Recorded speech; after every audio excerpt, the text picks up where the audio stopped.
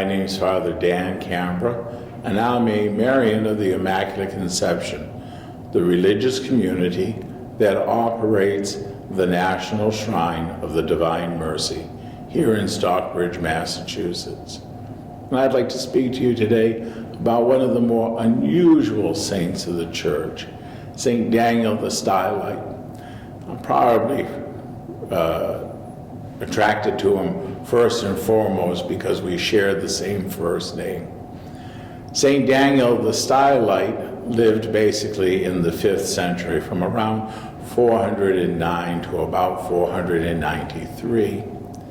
Now, stylites are not something that we have in our own day. Matter of fact, St. Daniel the Stylite might have been one of the last. The Stylite lived on a pillar in the middle of the city. Now, that's kind of an unusual thing, but basically what they were attempting to do was to live in the midst of the world and yet be removed from it. Some stylites lived on a pillar as much as 30 feet high, and from their vantage point, they preached the gospel. Daniel wasn't quite that extreme. He lived on a pillar that was basically 10 feet high and was approximately 5 feet by 5 feet at the top. A platform on which he could sleep, eat, and preach. From this platform, he would live out his entire life. Kind of hard to imagine all the things that one would have to do in a given day as being done in such a public fashion, but he did so.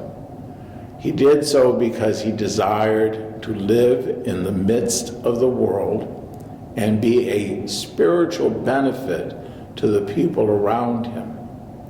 He wanted to share with them the good news of salvation, the Word of God, if you will, from the Scriptures. And he preached and gave example for others by his life of simplicity. Everything he ate and drank was given to him, raised up by a bucket on a rope. And everything that he needed to dispose of was removed from him by a similar bucket on a similar rope. He lived on that little area simply and profoundly and deeply in prayer in the midst of the world. You and I are called to live in the midst of the world as if we were not part of the world. Our hearts are to be focused first and foremost on God, on loving him with our whole heart, mind, soul, and all our strength. But unlike the stylites, we're not called to live on some small platform in the midst of a city. We're called to live our lives side by side with our brothers and sisters, to live it in a fashion that lifts them up, so that by our example, we might preach the good news. By our words, we might encourage them.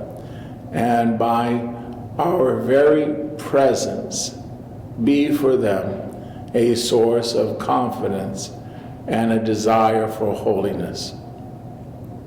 St. Daniel the Stylite lived most of his adult life on that little stylite platform. And the stylites that went before him did likewise, living apart from the world. But you and I are not apart from the world. We are a part of the world. And it's precisely by being a part of the world that we can speak even more fully, heart to heart, to those whose hearts are broken, to those whose hearts are weeping, suffering, to those whose hearts really display the crucified heart of Christ. And so he calls us to comfort him in the words of Mother Teresa of Calcutta, in the disgusting disguise of the poor.